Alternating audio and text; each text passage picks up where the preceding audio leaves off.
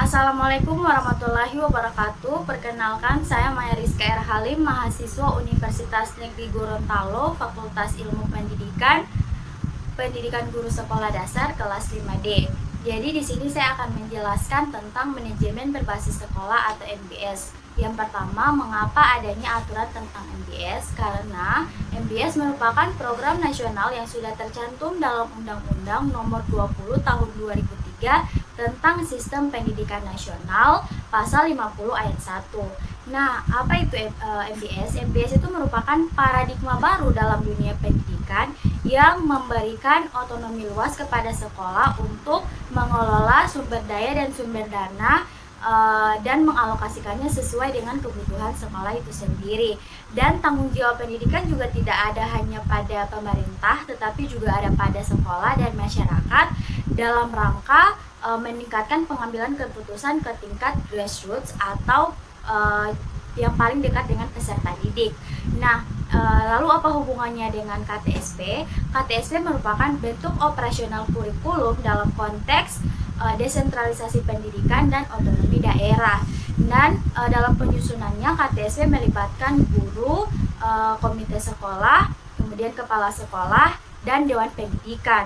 Nah, KTSP juga memiliki tujuan untuk memandirikan dan memberdayakan satuan pendidikan dengan memberikan kewenangan atau otonomi luas kepada sekolah dan masyarakat dalam pengambilan keputusan secara partisipatif dalam pengembangan kurikulum. Dan jadi kesimpulannya, apa hubungan antara MBS dan KTSP? Yaitu KTSP, penyusunan KTSP itu diakomodasikan dari penerapan MBS yang sudah berlangsung atau sudah mulai diterapkan ketika diberlakukannya otonomi daerah, sehingga akan memungkinkan terjadinya penyesuaian program pendidikan dengan kebutuhan dan potensi yang ada di daerah masing-masing. Yang berikut 3 pilar MBS. Yang pertama yaitu manajemen sekolah. Nah, untuk manajemen sekolah pada umumnya sudah bisa diterapkan dengan baik oleh sebagian sekolah, terutama yang sudah memiliki atau yang sudah memadai baik secara kualifikasi maupun kompetensi SDM-nya.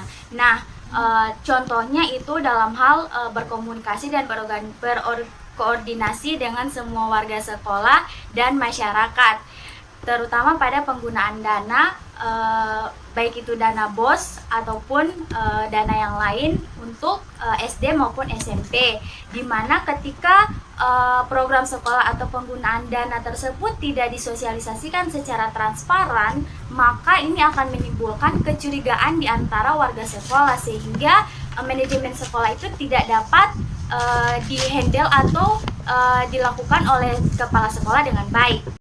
Pilar yang kedua yaitu pembelajaran yang aktif, kreatif, efektif, dan menyenangkan. Nah, untuk mencapai pembelajaran yang aktif, kreatif, efektif, dan menyenangkan perlu usaha yang serius, karena dibutuhkan guru yang aktif dan kreatif pula. Contohnya, siswa mengkomunikasikan pengalaman belajar mereka dengan guru dan rekan siswa yang lain melalui cerita ataupun melalui simulasi role play.